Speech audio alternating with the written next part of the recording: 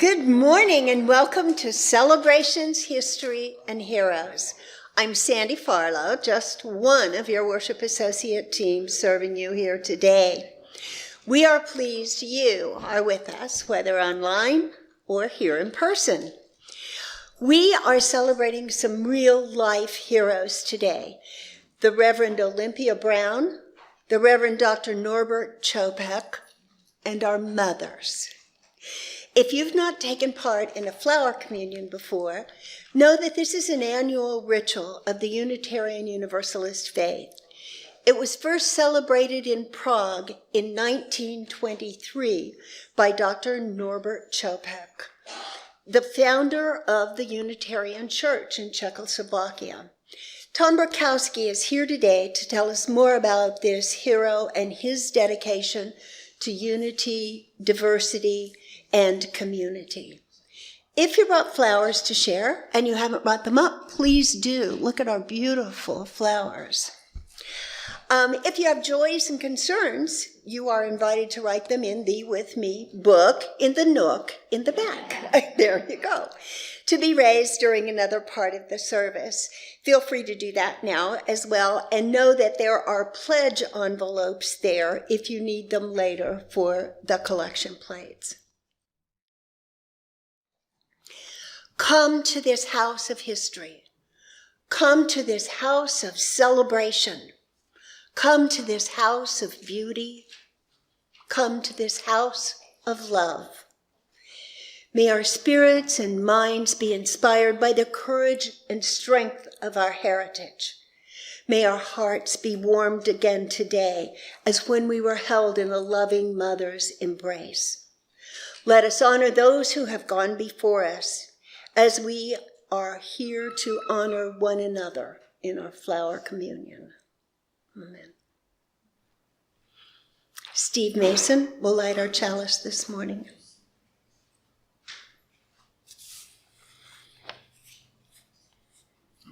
May we know that one Spirit, the Spirit of love, unites us. May we live in harmony, always seeking together a more perfect and more joyful life.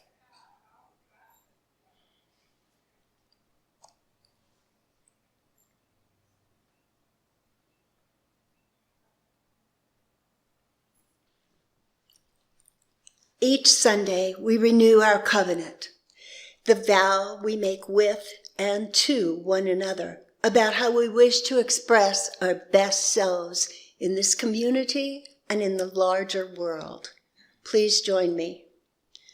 Love is the spirit of this church, and service is its law.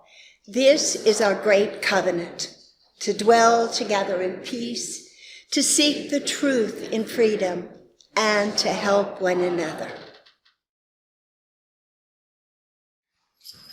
Our message for all ages this morning is from A Lamp in Every Corner, which is a book specifically for Unitarian Universalists. When Olympia Brown was little, girls weren't supposed to whistle. Girls weren't supposed to climb trees or run fast, or catch frogs. But Olympia did. She did all of those things, and more. You can do whatever a boy can do, her mother and father told her, and Olympia knew it was true. She climbed trees and ran fast and caught frogs. And when she was in school, she answered the teacher's questions loud and clear. Little girls ought to be quiet, said one lady in town. Little girls ought not make themselves heard. But Olympia did. She had a voice, and she was going to use it every day. When Olympia Brown was a teenager, young women weren't supposed to go to college. Young women weren't supposed to go off and learn complicated things. But Olympia did. She did all those things and more. Olympia left home and went to Antioch College. She went to class and studied and learned all kinds of complicated things. Young women ought not to be in college, said one professor at that school. But since they are here, they must read their reports. Young women ought not to give speeches from memory like the men. But Olympia did. When it was her turn to present her report, she rolled up the papers in her hand and said each and every word loud and clear. Olympia Brown had a voice, and she was going to use it every day. When Olympia Brown was in college, women weren't supposed to wear pants. Women weren't supposed to wear anything except very long dresses that came all the way down to their toes. But Olympia did. She wore dresses that came down only just past her knees, and under them she dared to wear pants. Bloomers, the pants were called, after Amelia Bloomer, the woman who had created them a few years before. Women ought not to show their ankles in public, exclaimed some of the men.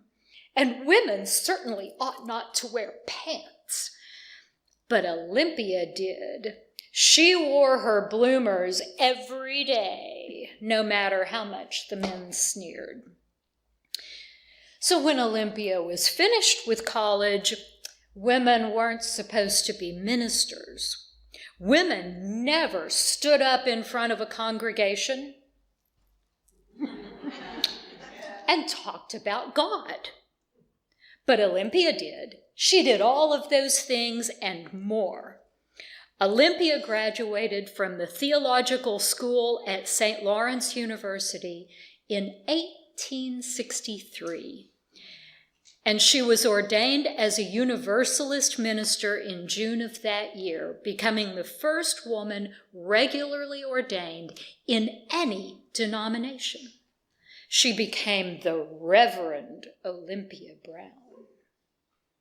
Women ought not to speak in public, said a minister at that time. Women ought not to take the pulpit or discuss the nature of God. But the Reverend Olympia Brown did. During the next 35 years, she was a minister in 5 different congregations, and she visited other congregations too. She took the pulpit in every one, and she spoke on the nature of God and love, and she did an excellent job. Say it with me. Olympia Brown had a voice, and she used it every day.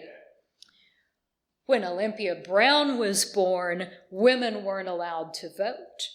Women weren't allowed to have any say in who was elected president or senator or mayor of the town.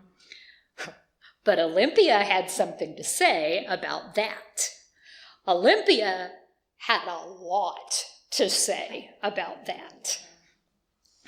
She traveled all over the state of Kansas in a horse and buggy, giving speeches to convince people that women deserved the right to vote.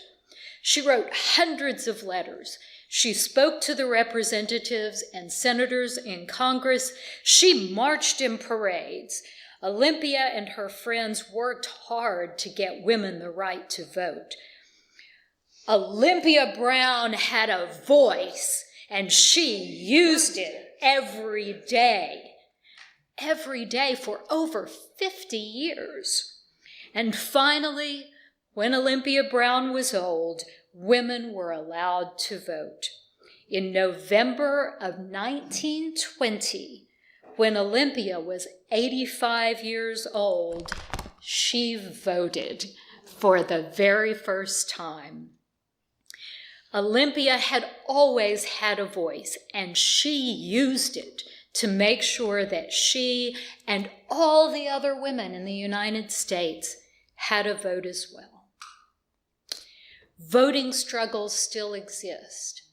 Other struggles still exist.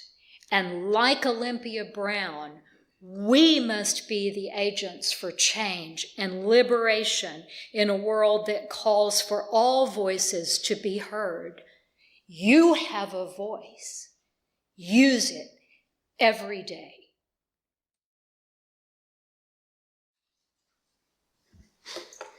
Well, good morning. Good morning.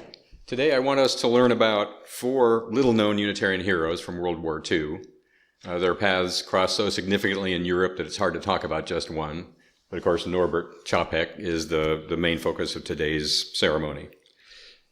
He was the founder, as has been said, of the modern Unitarian Church in Czechoslovakia, creator of the Flower Communion that we're going to celebrate soon.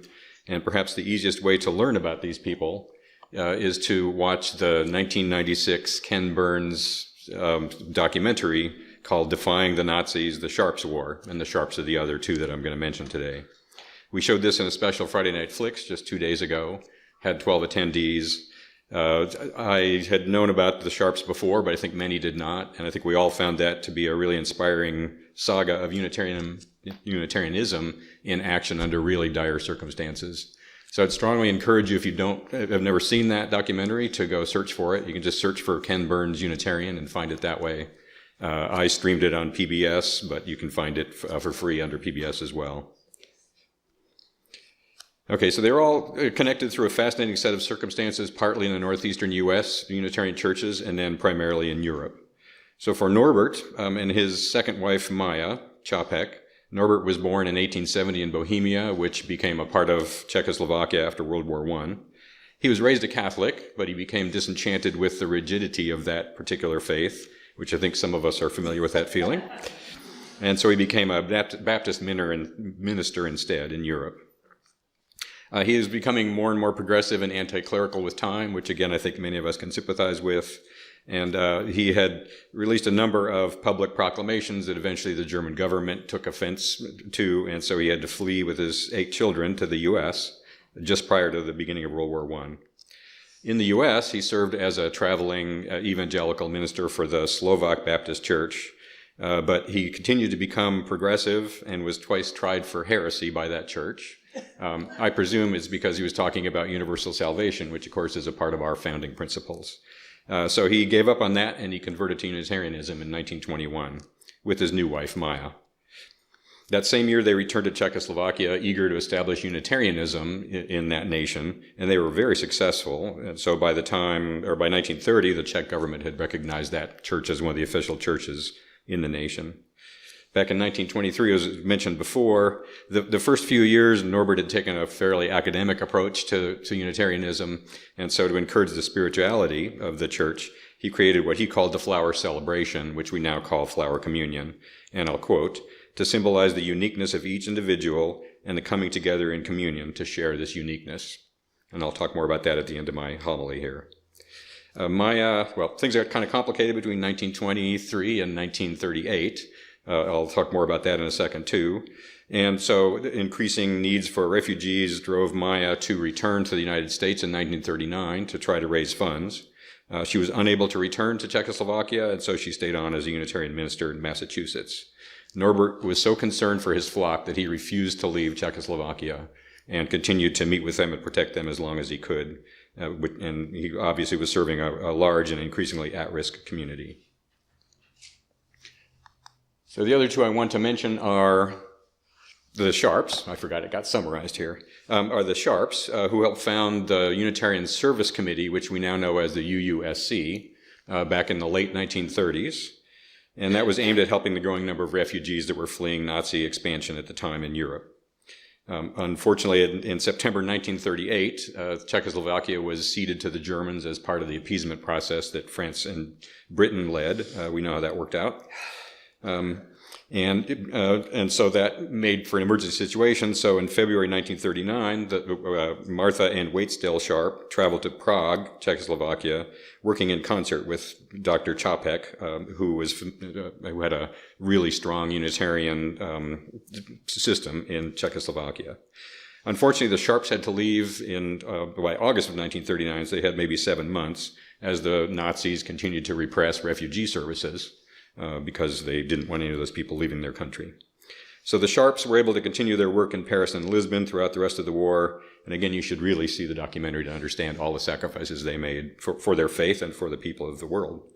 In 2006, they were honored as part of the Righteous Among Nations by Israel for their service in aiding thousands of refugees through that time. And I bring them up particularly because I wanted to quote Waitstill Sharp, who reported back to the UUSC about Dr. Chapek, and I'm quoting here, "With the public squares under constant surveillance, the churches became the only places where people could gather in numbers. Martha and I attended Unitaria, the first Unitarian church of Prague, and heard a sermon delivered by Dr. Norbert Chapek that was particularly full of double meanings. After the service, we met secretly with Dr. Chapek and his board of trustees. They needed us to transmit a message. They wanted the American church to understand that they would be faithful unto death to the ideals of democracy. I shall never forget their burning eyes, clenched fists, and fierce spirit as they spoke." We don't know much about Dr. Chapek's experiences after the departure of the Sharps. In 1941, in March, Norbert and his daughter were arrested by the Gestapo for listening to foreign broadcasts, which was a capital offense at the time.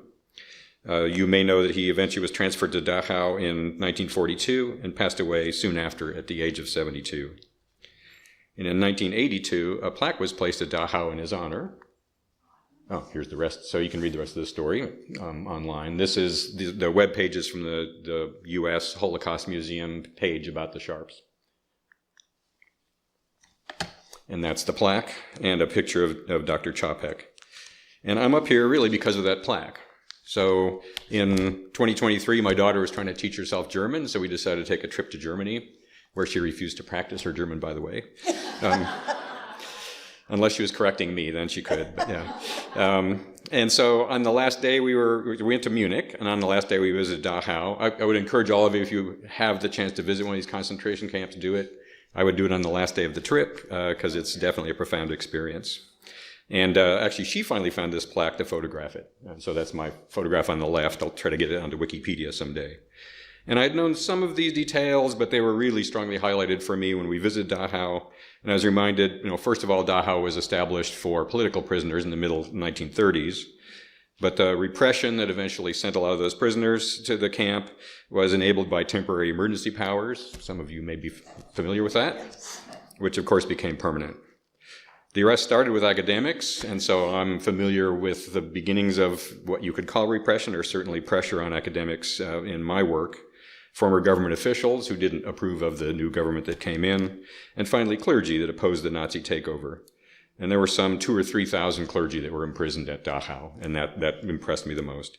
And there were several barracks reserved specifically for the clergy, and those were termed the Priesterblock. And of course, by 1940, things changed a bit, and the prisoners were dominated by Jewish refugees after that.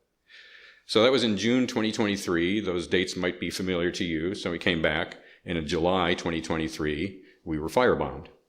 And I believe we were firebombed for our open expression of our progressive ideals, which puts us in the same boat as Dr. Chapek suffered through, although, of course, to an infinitely worse degree in Czechoslovakia. So at today's communion, I'm going to be of two minds. As I'm approaching the front and seeing the flowers and participating in the communion, I'm going to remember the magnified effect of our diversity and how strong that can be when we act together with our diversity. As I'm walking away, I'm going to remember the description of Dr. Chapek's burning eyes, clenched fists, and fierce spirit when defending democracy and as well as progressive ideals. And so in the future, when given an opportunity to act in defense of our Unitarian principles and democracy, I'm going to ask myself, what would Norbert do? And I hope many of you will think the same. Thank you very much.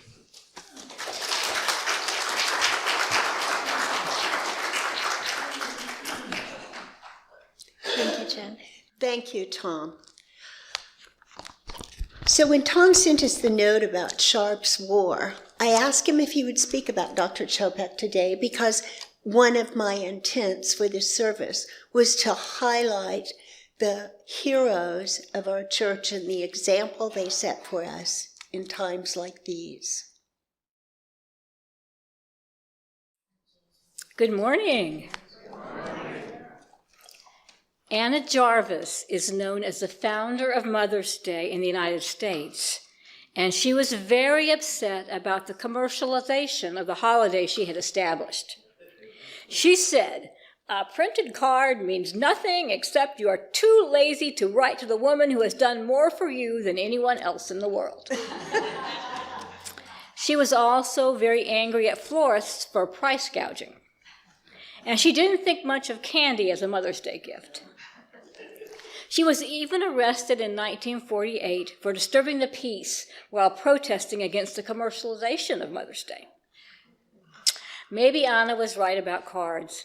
I always found it hard to find a Mother's Day card for Mama.